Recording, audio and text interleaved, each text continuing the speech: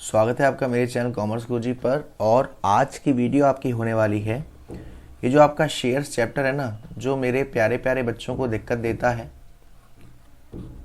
उसको मैं one shot video में, हालांकि मैंने डाला भी है वन शॉट वीडियो एक बार, लेकिन ये और इम्प्रूव करके लास्ट वन शॉट ये शेयर्स का जो सीरीज़ में आज हम करने वाले हैं। तो बस आराम से बैठिए और पूरी वीडियो का मज़ा लीजिए। वीडियो को प्लीज़ एंड तक देखना, तभी आपको सारी चीज़ें 1 to 1 क्लियर होंगी, अदरवाइज सस्पेंस रह जाएगा, है ना। तो सबसे पहले मैं बात करता हूँ शेयर्स की। शेयर्स का मतलब क्या होता है? शेयर्स का मतलब होता है कि जो कंपनी होती है हमारी, जो भी कंपनी होती हैं वो इस एक्ट में रजिस्टर्ड करवाती हैं अपने आप को, कंपनीज एक्ट 2013। तो कंपनी क्या करती हैं? कंपनी की जो कैपिटल है, अगर आपकी कंपनी पब्लिक कंपनी है तो आपको एक राइट मिलता है कि आपको अगर अपनी कैपिटल बढ़ानी है या चाहिए, आपको पैसा चाहिए, तो वो पैसा आप शेयर्स के फॉर्म में पब्लिक से ले सकते हैं। मतलब सपोज आपको 10 लाख की कैपिटल रेज करनी है, 10 लाख रुपए चाहिए एज आ कैपिटल। आपने इस 10 लाख के छोटे छोटे टुकड़े कर दिए, छोटे छोटे यूनिट्स कर दिए। मान लीजिए आपने कितने टुकड़े कर दिए? 1 लाख टुकड़े कर दिए। और इस 1 लाख के शेयर्स की एक की कीमत कितनी है? 10 रुपए। तो 1 लाख शेयर और इंटू 10, यानी टोटल कितना आ जाएगा? 10 लाख। तो इन्हीं को हम शेयर्स कहते हैं। यानी कि जो कंपनी की कैपिटल होती है वो डिवाइड करी जाती है नंबर ऑफ इक्वल यूनिट, यानी कि जो अमाउंट है वो इसके बराबर आना चाहिए, उसको हम कहते हैं क्या? शेयर्स। और शेयर्स के हमारे कुछ टाइप्स होते हैं। जैसे आपको 2 टाइप्स आपने बेसिकली सुने होंगे मोस्टली। एक होता है हमारा प्रेफरेंस शेयर्स,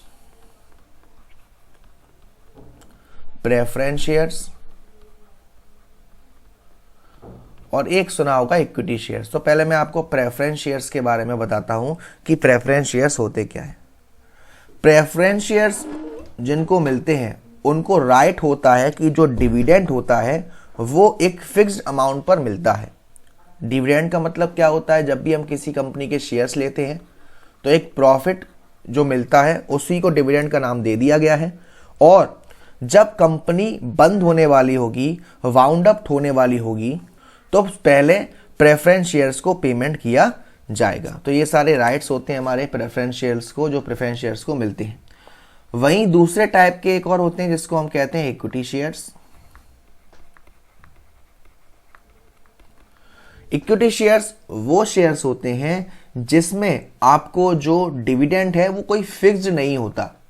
ज्यादा प्रॉफिट हुआ ज्यादा पेमेंट मिलेगा, कम प्रॉफिट हुआ कम मिलेगा, कोई फिक्स नहीं होता, डिपेंड करता है कंपनी के प्रॉफिट पर, कंपनी के, ठीक है। उसके बाद आती है हमारी शेयर कैपिटल। शेयर कैपिटल का मतलब क्या है कि मार्केट से कंपनी ने कितने शेयर्स निकाले और उस शेयर्स को निकालने के बाद कितना पैसा आया एज अ कैपिटल, वो हमारी शेयर कैपिटल में आता है। यानी कि कंपनी ने कितनी कैपिटल रेज करी बाय इश्यू ऑफ शेयर्स, और जितना पैसा आ गया शेयर होल्डर से वो शेयर कैपिटल में शो होता है। इसके कुछ टाइप्स होते हैं। सबसे पहला टाइप होता है ऑथराइज्ड, या आप कह सकते हो रजिस्टर्ड, या आप कह सकते हो नॉमिनल। पहला टाइप होता है ऑथराइज्ड और रजिस्टर और नॉमिनल कैपिटल। ये क्या होती है? देखो मैंने क्या बताया कि हमारी कंपनी जितनी भी होती हैं वो कंपनीज एक्ट 2013 में रजिस्टर्ड होती हैं। वहां पर एक कंपनी के लिए MOA होता है, मेमोरेंडम ऑफ एसोसिएशन। वहां पे कंपनी का उद्देश्य क्या है, ऑब्जेक्ट क्या है, नाम क्या है, और एक होता है कैपिटल क्लॉज। कैपिटल क्लॉज में कंपनी पहले से ही ये डिसाइड कर देती है कि हमारी कंपनी मैक्सिमम इतने शेयर्स मार्केट से उठा सकती है। कैपिटल रेस करने की ज़रूरत पर, कैपिटल की ज़रूरत पड़ने पर हमारी ये कंपनी इतने शेयर मैक्सिमम मार्केट से उठा सकती है, उसको हम कहते हैं ऑथराइज्ड या रजिस्टर्ड या नॉमिनल कैपिटल। कंपनी कभी भी फ्यूचर में ऑथराइज कैपिटल में जितने शेयर्स लिखे हुए हैं उससे ज़्यादा शेयर रेज नहीं कर सकती, उसको हम कहते हैं ऑथराइज, रजिस्टर्ड और नॉमिनल कैपिटल। सेकेंड टाइप का होता है इशूड कैपिटल।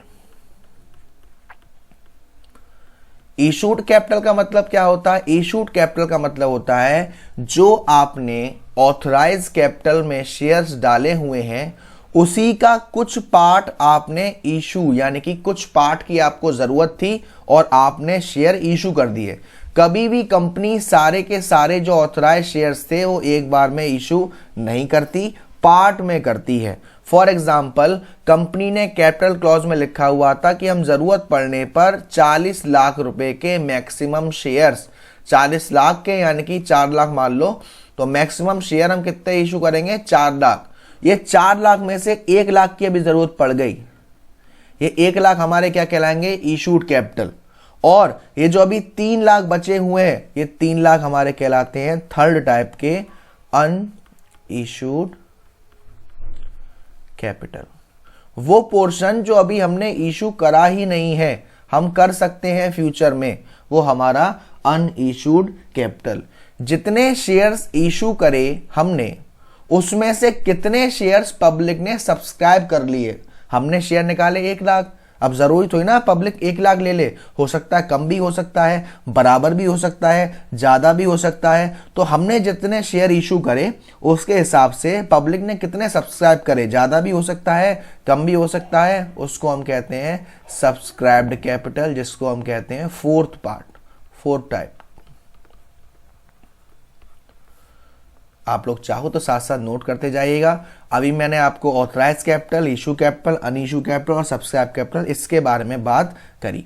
सब्सक्राइब कैपिटल के बाद आती है अलॉटेड कैपिटल।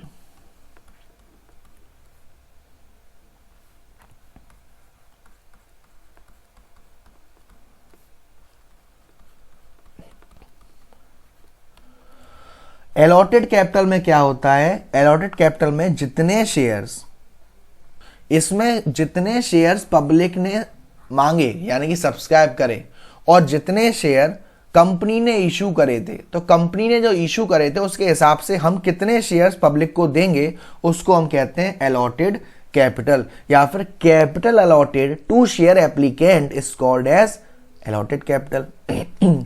उसके बाद आती है कॉल्ड अप कैपिटल।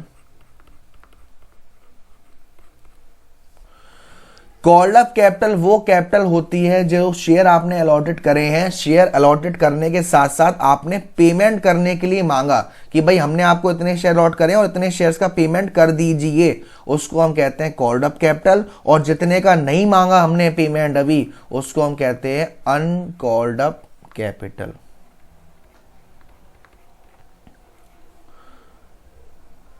उसके बाद आता है आपका paid up capital. Paid up capital क्या होता है? ये कॉल्ड अप कैपिटल का वो पार्ट होता है जो शेयर होल्डर्स ने पेमेंट कर दिया है। हमने कितना मांगा था पैसा और कितना पेड कर दिया, वो पेड अप कैपिटल। और लास्ट आता है रिजर्व कैपिटल।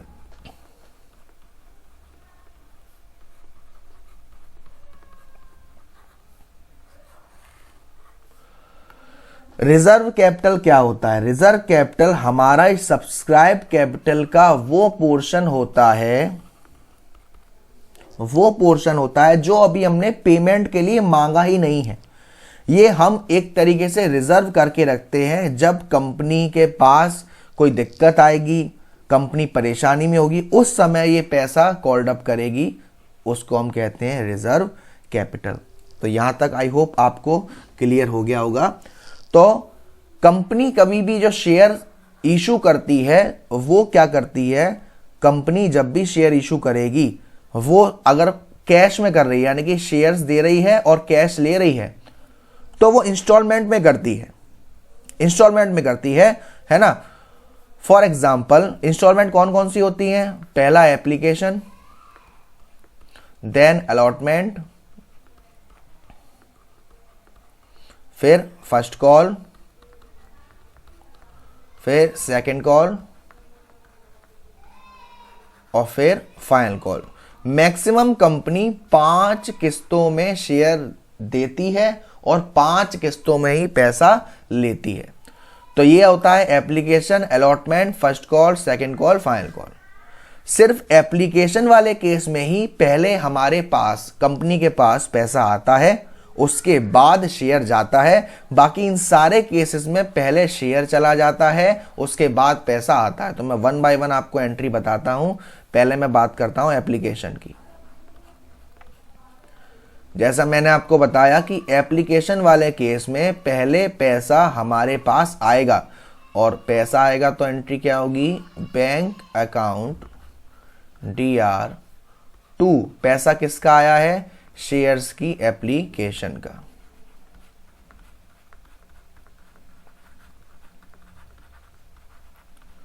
और दूसरी एंट्री होगी शेयर जाने की, तो शेयर एप्लीकेशन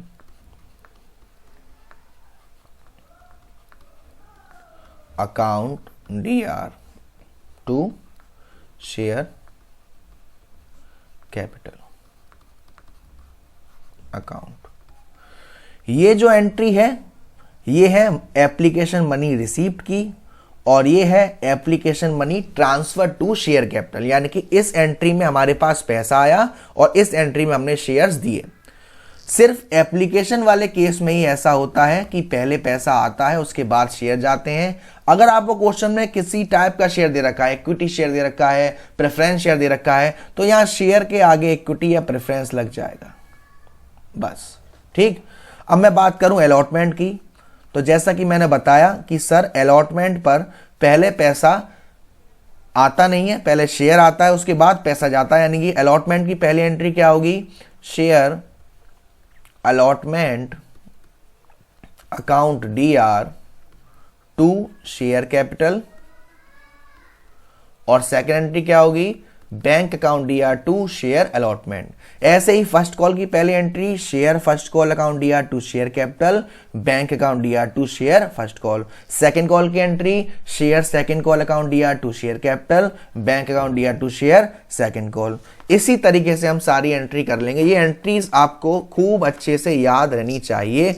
और एक चीज, एक रूल आपको याद रहना चाहिए कि जितना कंपनी शेयर्स को इशूड करती है उसमें से कम 90% पब्लिक सब्सक्राइब कर ले, जिसको हम कहते हैं मिनिमम सब्सक्रिप्शन रूल।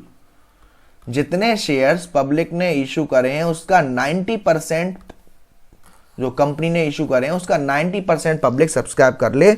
अगर नहीं कर पाती है उस केस में क्या होगा, उस केस में कंपनी की मदद करते हैं अंडर राइटर्स, और जिनको कमीशन मिलती है। अंडर राइटर्स कौन होते हैं, जिन कंपनी का ये 90% का टारगेट पूरा नहीं हो पाता, उस जगह अंडर राइटर्स आगे आते हैं और इतने पैसों, जितनी कमी पड़ रही होती है उतने शेयर्स अंडर राइटर्स ले लेते हैं। कुछ हमारे स्पेशल टाइप के भी शेयर होते हैं जिन्हें हम कहते हैं बोनस शेयर्स कह सकते हैं, है ना। बोनस शेयर्स होते हैं हमारे, और राइट शेयर्स होते हैं, स्वेट इक्विटी शेयर्स होते हैं। ये हमारे स्पेशल टाइप्स के शेयर्स होते हैं, इनके बारे में बाद में पढ़ेंगे, वैसे कि अभी आपके उसमें है नहीं। तो ये एंट्री आई होप आपको अच्छे से क्लियर हो गया होगा। दूसरा पॉइंट आता है, जब कंपनी ने जो शेयर इशू करे हैं, देखो एक होती है फेस वैल्यू। फेस वैल्यू का मतलब शेयर की कीमत है क्या।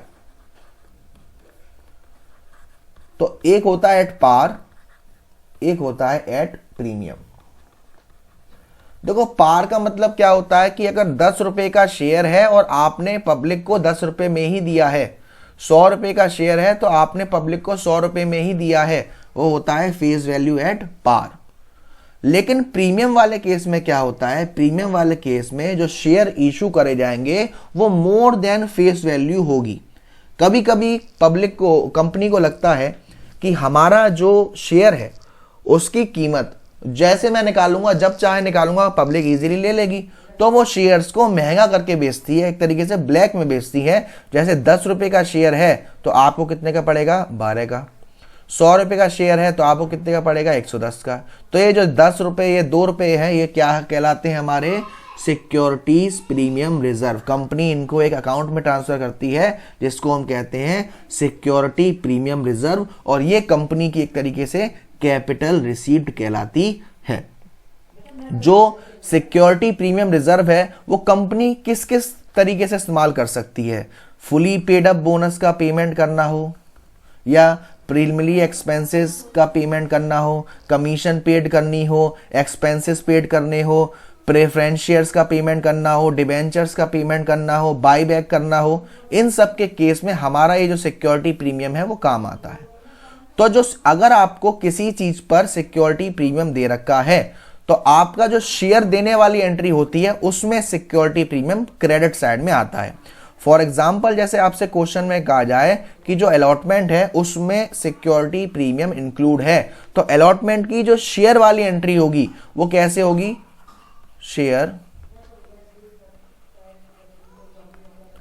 Allotment account DR to share capital account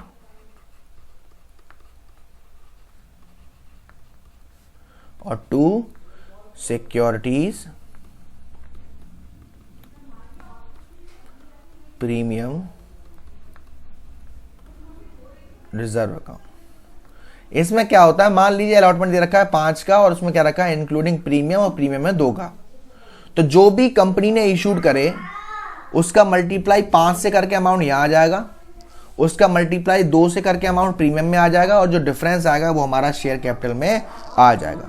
उसके साथ साथ 2 कंडीशन बनती हैं।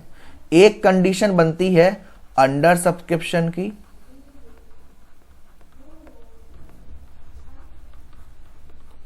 और एक बनती है ओवर सब्सक्रिप्शन की।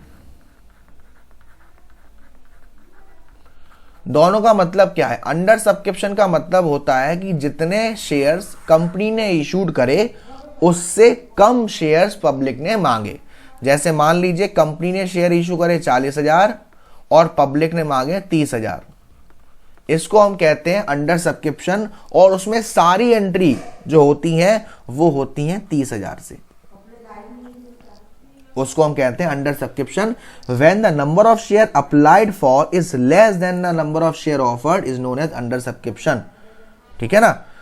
और ओवर सब्सक्रिप्शन में क्या होता है, इसका जस्ट उल्टा, कंपनी ने जितने शेयर्स निकाले उससे ज्यादा शेयर्स पब्लिक ने मांग लिए। तो कितने शेयर्स एक्स्ट्रा हो गए, 10,000 शेयर्स एक्स्ट्रा हो गए। इन 10,000 शेयर्स का ट्रीटमेंट 2 तरीके से हो सकता है, क्योंकि कंपनी के पास तो 40,000 ही शेयर्स हैं इशू करें, तो वो ज्यादा कहां से देगी। तो कंपनी क्या करती है, देखो इसके लिए मैं आपको एक एग्जांपल देता हूं। मान लीजिए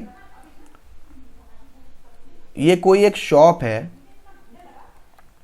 और आप यहां शॉपिंग करने गए या कुछ खरीदने गए और आपका सामान का टोटल हुआ 600 रुपये, और आपने इस 600 रुपये के लिए इस शॉपकीपर को दे दिए 1,000 रुपये। तो मुझे ये बताओ, ये काटेगा तो 600 रुपये ही ना, ये काटेगा तो 600 ही रुपये, 1,000 रुपये तो काटेगा नहीं, है ना। तो इस शॉपकीपर के पास क्या ऑप्शन है, या तो ये 400 रुपये आपको रिटर्न कर देगा,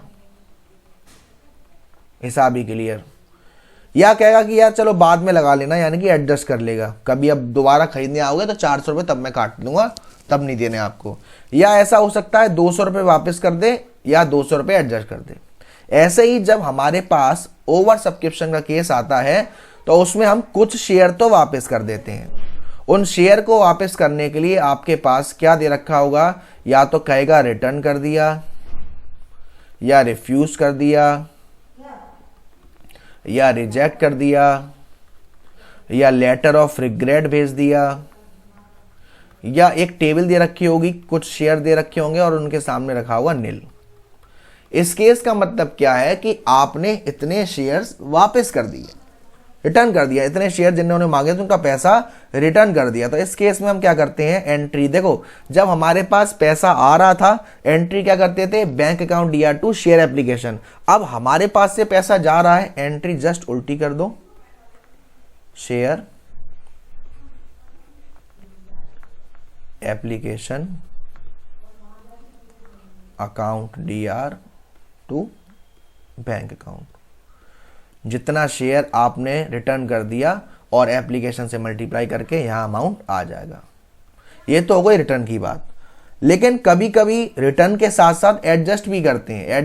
एडजस्ट जिसको हम कहते हैं प्रोराटा। एडजस्ट का मतलब जिन्होंने 4000 शेयर दिए मांगे थे उनको दे दिए हमने 2000 शेयर। कितने शेयर्स नहीं दिए? 2000 शेयर नहीं दिए, लेकिन 2000 शेयर्स का पैसा हमने अपने पास रखा हुआ है जो कि हम एडजस्ट करेंगे। एडजस्ट कब करेंगे? जब अगली बार हम उससे शेयर का पेमेंट मांगेंगे तो हम एडजस्ट कर लेंगे, यानी कि माइनस कर देंगे जो पैसा पहले से आ चुका है। तो एप्लीकेशन के बाद पैसा कब मांगेंगे? अलॉटमेंट पर। तो यानी कि इसकी एंट्री क्या होगी? हमने एप्लीकेशन पर जो पैसा आया है शेयर्स का वो किस पर एडजस्ट कर दिया? वो हमने किस पर एडजस्ट कर दिया बेटा? वो हमने कर दिया सर शेयर अलॉटमेंट पर। तो अब आपने एक चीज देखी, क्या सर? कि यहां भी आपका दे रखा है शेयर एप्लीकेशन डेबिट में और वहां भी था शेयर एप्लीकेशन डेबिट में। तो अगर किसी क्वेश्चन में कंबाइन एंट्री करने की जरूरत आपको पड़ जाती है जहां पे रिटर्न भी है और एडजस्ट भी है, तो आप ये एंट्री पास कर सकते हैं, share application account DR to bank account और टू शेयर अलॉटमेंट। और क्योंकि ये एंट्री एप्लीकेशन की सेकंड एंट्री में पास होती है तो यहां पर टू शेयर कैपिटल भी आएगा। ओवर सब्सक्रिप्शन वाले केस में सिर्फ पहली एंट्री उस अमाउंट से होती है जितने पब्लिक ने शेयर मांगे, दूसरी एंट्री ये होगी और तीसरी एंट्री उस अमाउंट से होगी जितने शेयर कंपनी ने निकाले हैं। ये आपको याद रखना है। आई होप ये आपको क्लियर हुआ होगा। देन आपका आता है हेडिंग कॉल्स इन एडवांस।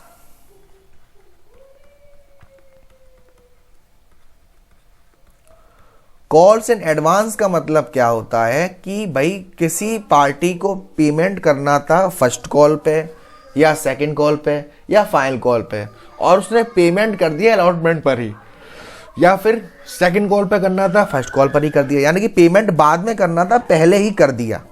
इस केस में दो एंट्री होती हैं। कैसे होती हैं देखो समझना।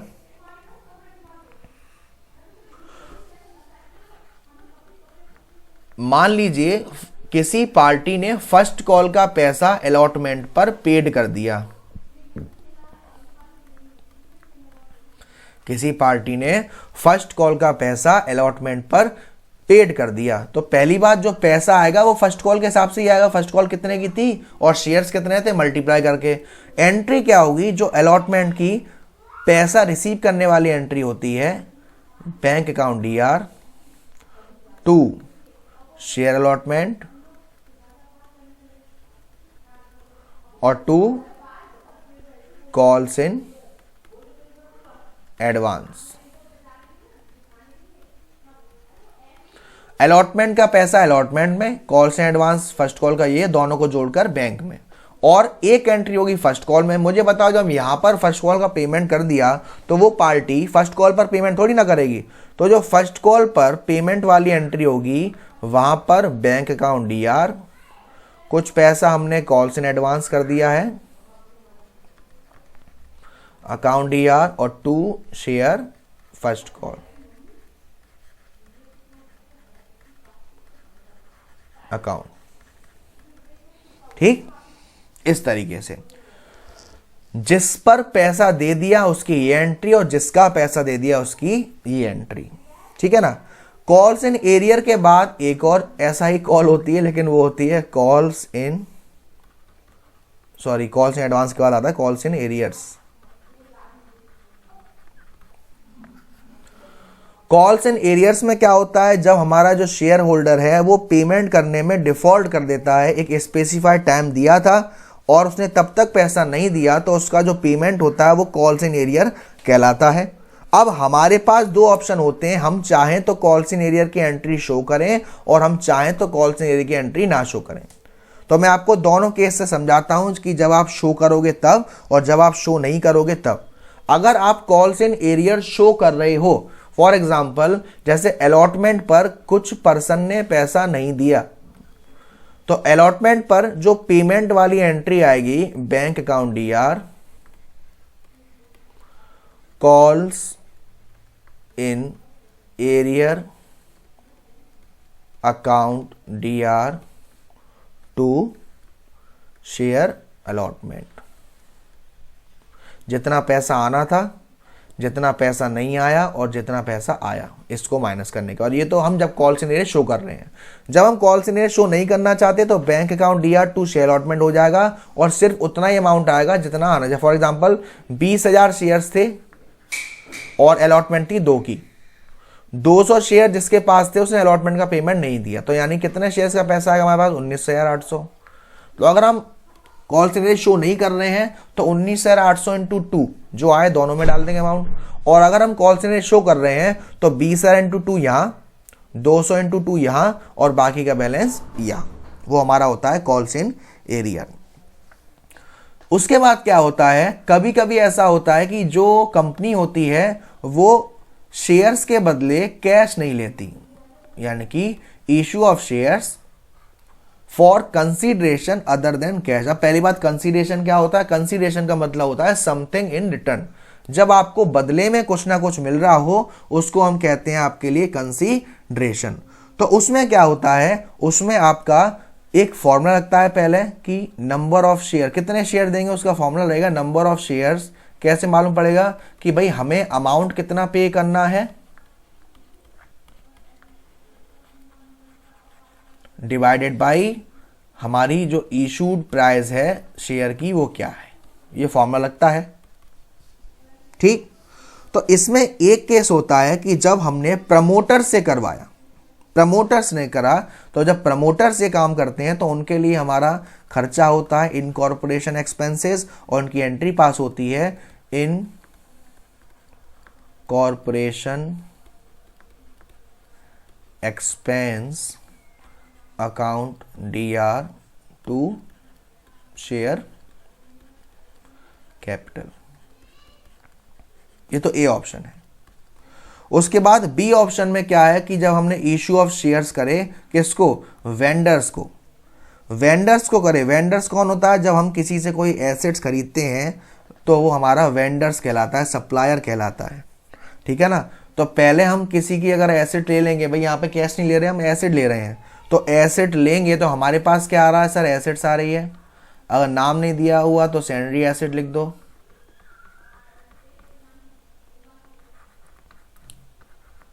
और किससे आ रही है? वेंडर से।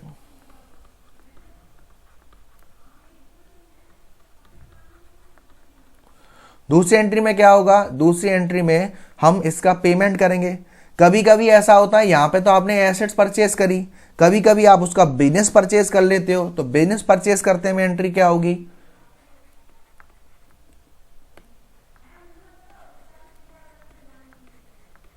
सैंडरी assets account DR,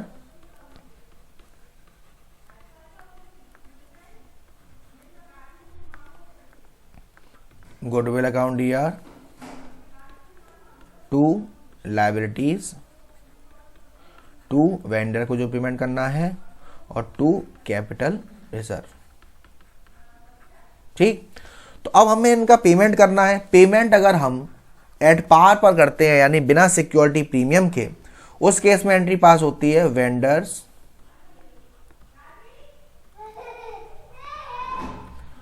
DR to share capital.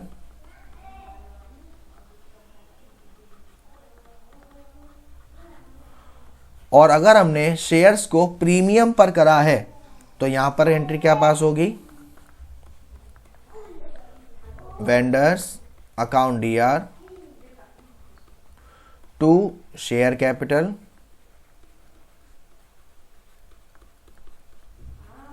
Account to security premium reserve account. अब यहां पे अमाउंट कैसे जाता है? जितना सिक्योरिटी, जैसे फॉर एग्जांपल आपको अमाउंट पेड करना था 9 लाख रुपए, फेस वैल्यू थी 10 और प्रीमियम था 25%, तो 10 प्लस प्रीमियम, 10 का 25% 2.5 होगा, तो 9 लाख को 12.5 से डिवाइड करोगे और जो आएगा उसका इस फेस वैल्यू से मल्टीप्लाई करके हम अमाउंट डालेंगे शेयर कैपिटल में। यहाँ जो अमाउंट पेड करना था वो यहाँ आएगा 9 लाख, और यहाँ जो डिवाइड करके आया वो यहाँ आएगा, दोनों का गैप आ जाएगा सिक्योरिटी प्रीमियम रिजर्व में। आई होप ये आपको क्लियर हुआ होगा अच्छे से, ठीक है ना। उसके बाद क्या होता है कि जब कंपनी को पैसा नहीं मिलता, जो मेंबर फेल हो गया है अलॉटमेंट मनी पेड करने के लिए, कॉल्स मनी पेड करने के लिए, है ना, तो उसे एक टाइम दिया जाता है, और टाइम अगर नहीं हो पाता, उस तक पेमेंट नहीं हो पाता, तो कंपनी के पास एक अधिकार होता है उसके शेयर्स को फॉरफिटेड करने का, ठीक है ना। अब शेयर्स को फॉरफिटेड करती है कंपनी, तो कंपनी क्या करती है, कंपनी उनसे शेयर वापस लेती है। जब कंपनी शेयर उनसे एट पार, पहले मैं बात करूंगा एट पार वाली कंडीशन, जब कंपनी शेयर फॉरफिटेड करेगी एट पार वाली कंडीशन पर, तो यहां पर अब कंपनी के पास शेयर्स आएंगे। एंट्री क्या होगी, share capital account DR, share capital account DR to जिसका पेमेंट नहीं दिया, फॉर एग्जांपल शेयर अलॉटमेंट का पैसा नहीं दिया और जितने से नहीं दिया, फॉर एग्जांपल फर्स्ट कॉल का पेमेंट नहीं दिया,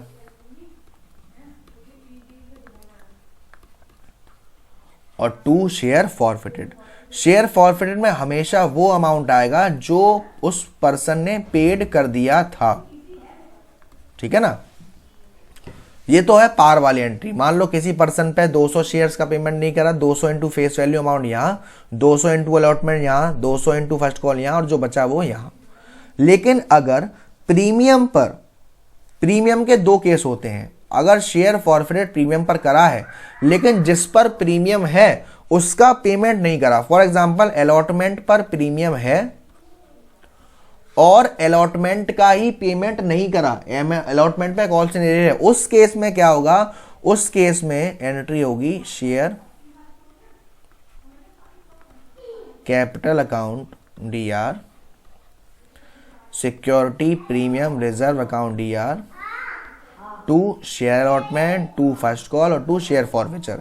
लेकिन अगर जिस पर प्रीमियम है उसका पेमेंट उसने कर दिया है, उस केस में वैसे का वैसे ही एंट्री होगी जो अभी मैंने आपको बताई थी।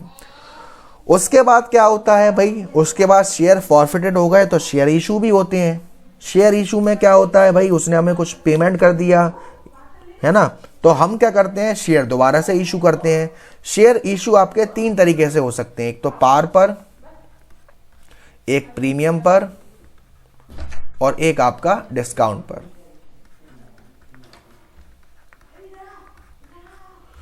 पार पर अगर शेयर रीइशूड होगा तो उसकी एंट्री होती है bank account DR to share capital. अगर प्रीमियम पर रीइशूड होगा तो उसकी एंट्री होती है bank account DR to share capital to security premium reserve account. और अगर डिस्काउंट पर इशूड होगा तो एंट्री होगी bank account DR, share forfeiture account DR to share capital. तो ये 3 केस होते हैं रीइशूड के, एट पार पर, एट प्रीमियम पर, एट डिस्काउंट पर। तो जो शेयर फॉरफिटेड करे जाते हैं फिर रीशूट करे जाते हैं तो इनका एक बैलेंस अमाउंट ट्रांसफर किया जाता है कैपिटल रिजर्व में, जिसका एंट्री होती है share forfeiture account DR to capital reserve account, share forfeiture account DR to capital reserve account. अब आपको यहां एक राज की बात समझने की जरूरत है बहुत। कौन सी सर राज की बात? देखो, एक एंट्री होती है फॉरफिटेड की, वहां हमारा शेयर फॉरफिटेड सीआर होता है।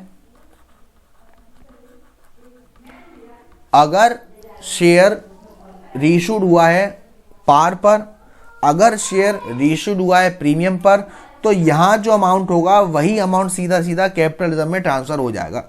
लेकिन अगर शेयर रीइशूड हुआ है डिस्काउंट पर, तो डिस्काउंट में शेयर फॉरफिटेड डेबिट हुआ था,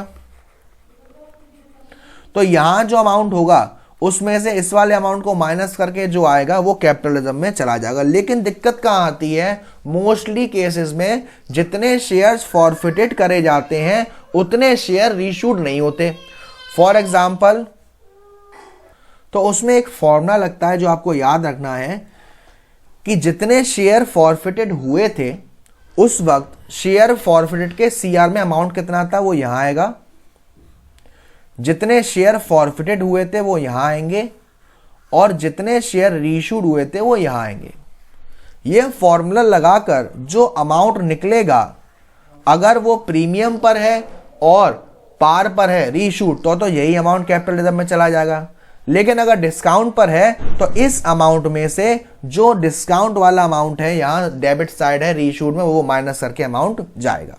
ये तो हो गई पहली बात। एक आती है दूसरी राशि की बात, अलॉटेड और अप्लाइड वाली। अलॉटेड और अप्लाइड वाली में क्या होता है कि जब ओवर सब्सक्रिप्शन वाला केस होता है जिसमें हम प्रो राटा करते हैं, तो प्रो राटा में क्या होता है कि आपको दिया होगा कि भाई ए ने, जिसने 100 शेयर अप्लाइड करे थे, उसने अलॉटमेंट का पैसा नहीं दिया। एक मैं इसको करने से पहले एक बात और बता दूं कि जो हम शेयर एडजस्ट करते हैं, जो हमने एंट्री पास करी थी एप्लीकेशन में सेकंड वाली, जहां पर शेयर अलॉटमेंट क्रेडिट साइड में था, वो अमाउंट जब हम अलॉटमेंट की पेमेंट वाली एंट्री करेंगे bank account DR to share allotment, उसमें से माइनस कर देते हैं क्योंकि ये अमाउंट पहले से एडजस्ट कर दिया है। ठीक है ना। अब इसको समझना, अगर आपको दे रखा है कि ए, जिसने 100 शेयर अप्लाइड करे थे, उसको कितने शेयर अलॉट करे गए वो निकालना पड़ेगा ना। तो उसमें हम क्या करेंगे, नंबर ऑफ शेयर अप्लाइड, इसका मल्टीप्लाई करते हैं total number of share allotted upon total number of share applied. ये फॉर्मूला लगाने से आपका वो शेयर निकल के आएगा कि उसको हमने कितने शेयर दिए। फॉर एग्जांपल, 100 शेयर अप्लाइड करे थे और हमने दिए 60, तो क्वेश्चन में क्या होगा कि 60 शेयर का पैसा उसने अलॉटमेंट पर नहीं दिया, लेकिन ये बीच का जो डिफरेंस है 40 शेयर का पैसा वो एप्लीकेशन पे दे चुका। तो जो कॉल सिनेरियो बनेगा, इस अमाउंट में से इस अमाउंट को माइनस करने के बाद ही जाएगा। और अगर आपको 100 शेयर अप्लाइड की जगह 100 शेयर अलॉटेड दे रखा है, तब आप अप्लाइड निकालेंगे। अप्लाइड में क्या होगा, number of share allotted into total number of share applied upon total number of share allotted, और करेंगे ऐसा ही जैसा भी मैंने बताया। तो ये है आपके पूरा जो हमारा शेयर्स वाला चैप्टर है उसकी समरी। जो बैलेंस शीट है आपकी, कैसे कैसे क्या क्या होगा, पहले ऑथराइज कैपिटल, फिर इशू कैपिटल, फिर सब्सक्राइब कैपिटल। और सब्सक्राइब भी आपकी 2 टाइप की होती हैं, फुली पेड और नॉन फुली पेड।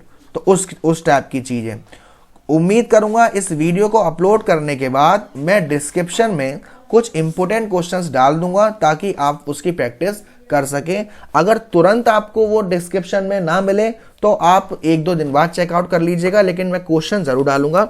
वीडियो पसंद आई हो तो प्लीज वीडियो को लाइक करना ना भूलें, शेयर करना ना भूलें, और अब तक चैनल को सब्सक्राइब नहीं किया है तो प्लीज सब्सक्राइब कर दीजिएगा। Thank you so much, love you all.